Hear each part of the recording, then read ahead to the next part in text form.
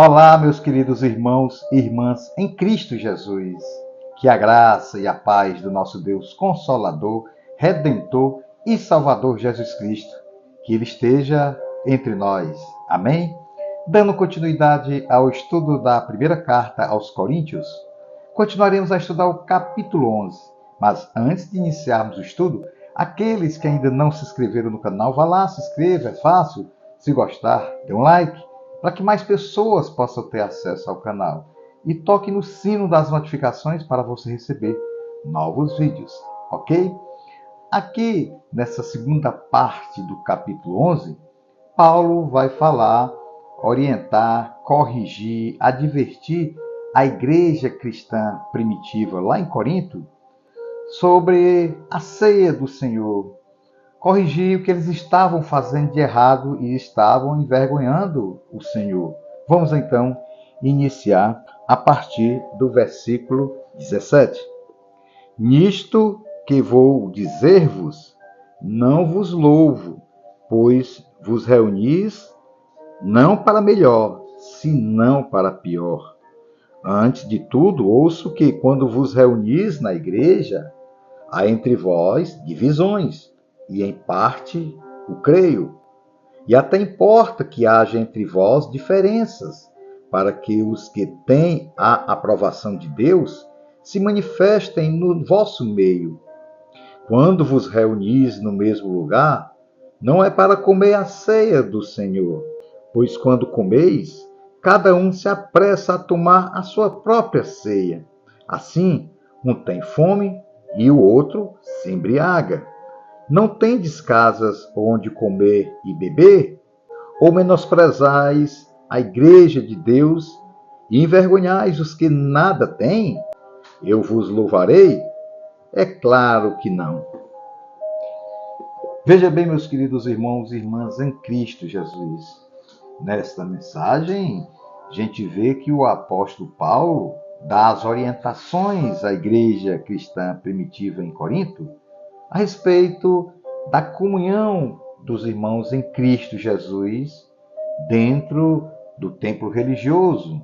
Especificamente aqui, a igreja cristã primitiva se reunia nas residências, diferente ou de hoje, 2000 anos depois, nós nos reunimos dentro de um grande templo.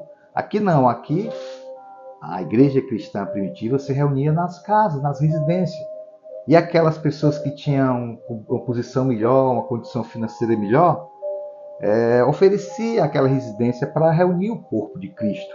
E ali, o corpo de Cristo, quando se reunia, havia as orações, a leitura da palavra de Deus, a pregação e também a ceia do Senhor. E Paulo aqui recebe a informação que os irmãos em Corinto estão fazendo coisas absurdas. Não compreenderam como deve ser a ceia do Senhor. Naquela época, era de costume as pessoas, no momento que iriam cear, levavam alimentos, almoço ou janta, eles eram fartura. Ali, toda a igreja, a comunidade, se alimentava bem para comemorar, lembrar o ritual da morte do nosso Senhor Jesus Cristo, que é um memorial que a gente faz hoje. Naquela época eles faziam com uma festa, sendo que aqui chegou aos ouvidos de Paulo que os irmãos estavam comendo e bebendo de maneira totalmente fora do que Jesus Cristo ensinou. Aqueles que tinham uma condição melhor estavam fazendo separações, grupinhos, onde existia o grupo A, vamos dar exemplo, aqueles que eram amigos, tinham uma condição melhor, e existiam aqueles os mais humildes, e eles ficavam em segundo plano. E, como a palavra de Deus diz aqui, alguns deles ficavam sem ter o que comer, enquanto os outros bebiam tanto vinho que se embriagavam. Então, Paulo, quando manda essa carta, orientando sobre a ceia do Senhor, ele está dizendo, olha, vocês estão em discussões, vocês estão em contendas, vocês estão trazendo divisões na igreja.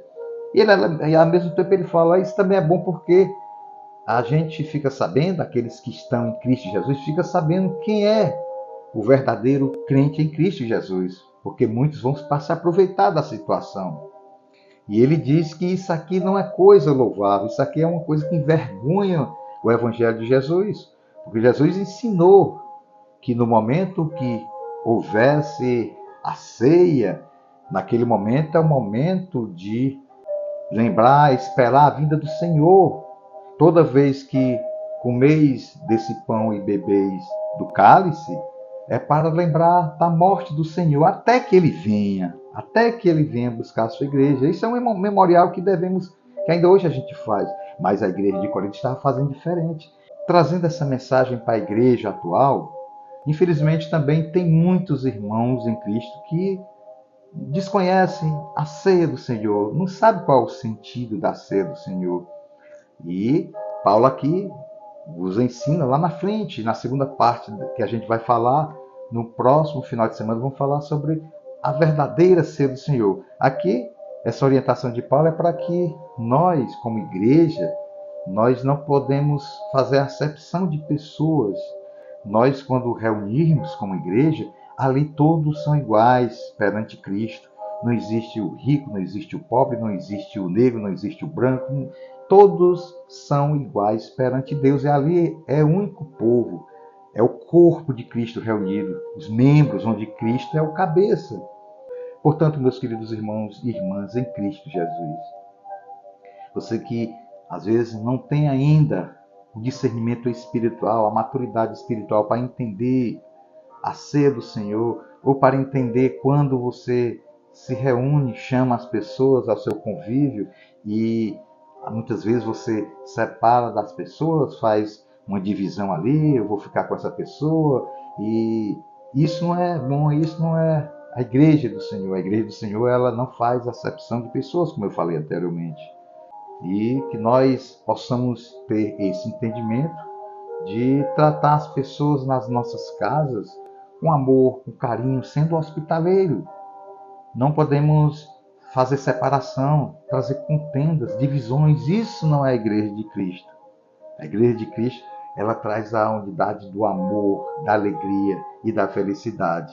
Que nessa Páscoa possamos refletir, fazer uma reflexão sobre o amor de Deus, que enviou seu único filho para vir a esse mundo como homem, morrer naquela cruz por amor à humanidade, para que Deus pudesse vencer a morte, vencer Satanás e a ressurreição, para que todos aqueles que colocam a fé em Jesus Cristo tenham vida e vida em abundância. Reflita, a morte de Cristo não foi em vão. Foi um alto preço pago, o resgate da humanidade. Amém?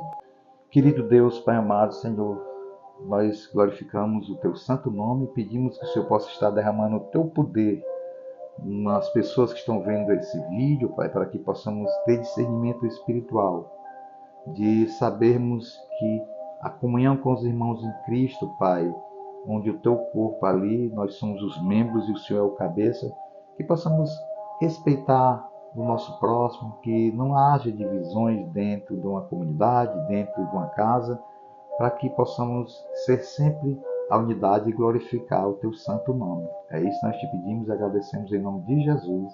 Amém.